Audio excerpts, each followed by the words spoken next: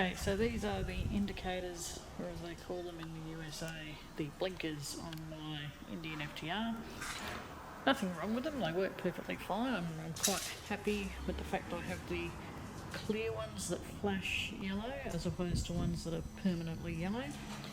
However, the problem is, as you can see, they stick out a long way and I keep doing that, i.e. bumping into them.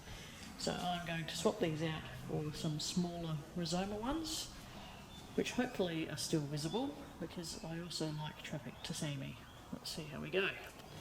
Alright, so just to show you what we've got here, each indicator comes individually boxed. There it is. It's hard to see, so we'll pop it out. One indicator with the wiring plug. Now this wiring plug is not the same as the FTR. Rizoma very kindly make a adapter kit. So in the kit is one for the left and one for the right. So if you're doing 4 indicators, you obviously need 2 of them. They also come with obviously the screws that you need and these little resistors. Now this particular one, Leggara, whatever you say it, they need one of these. They include 2 in the box because you may need 2 if you're putting them on a different motorcycle, for example. But for the FTR, you only need 1. I also have a bracket set for the front indicators, which I'll open shortly. That's one for the rear. Turns out I didn't actually need it because my rear license plate, tail tidy, they fit straight onto that.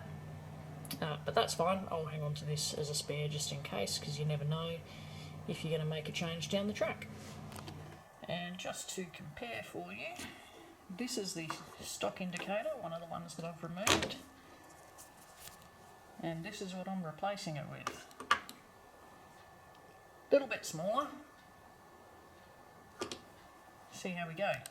Okay, so I've just done a test fit with just one of the rear indicators because I'll be honest, I was a bit concerned because if you look at the size of it, you can't even really see the bloody thing. And I thought, fuck, is anyone going to actually see me if I'm changing lanes? Because that's it there. I mean, I can't even focus on it. So, for your viewing pleasure, here's a comparison. Put it on hazard lights. Here's a comparison between the stock indicator and the one I just purchased. I don't know if you can tell from that, but it is way brighter. Way brighter. So, I'm no longer concerned. Okay, so we are all done. The front indicators are on now as well. There they are, little things. FYI, you need the bushings, etc. for 50mm forks. I use the 0.4mm adhesives, the thicker bit of bushing, and then the clamp, and they are on very tight and are not going to move. There is a fair bit of excess cabling, I'm not going to lie about that. Again, because they make these to fit all kinds of bikes, so don't worry, I'm not going to ride with that like that. What we will be doing is some good use of cable ties, probably tuck some of that up under the seat. If need be, we might cut and solder just so it's not so long. But we'll see how we go. But in the meantime, let's have a look at how these suckers work. That's the front and the rear. Left the same. Working beautifully, nice and bright, very easy to see. And let's whack on the hazards. Ignore the fact there's still a little bit of bug juice on the bike from last time I rode it, and I haven't got around to getting rid of yet. So I think they look excellent. The old ones, whenever I'd come out and start getting ready, I'd be bumping myself on them all the time. That is no longer going to be an issue. I will not hit that, that's for sure. Very happy with them. They are very damn expensive just because you've got to buy each individual indicator separately. The whole lot for all the brackets, the wiring harnesses, each indicator, etc. I think it was 630 Australian dollary dues. So yeah, very, very pricey, but they look pretty damn schmick, I reckon.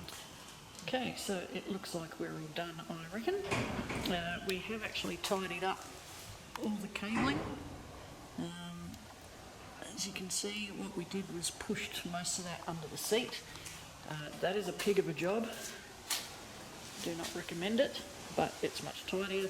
The front also had excess cabling. We've tidied it up pretty good. You can't see it at all from the front.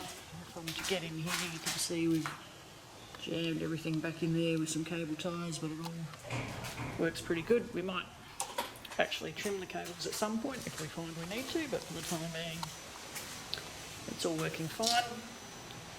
So once we fire up,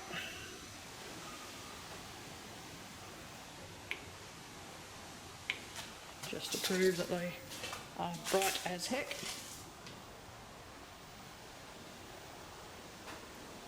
No issue seeing them.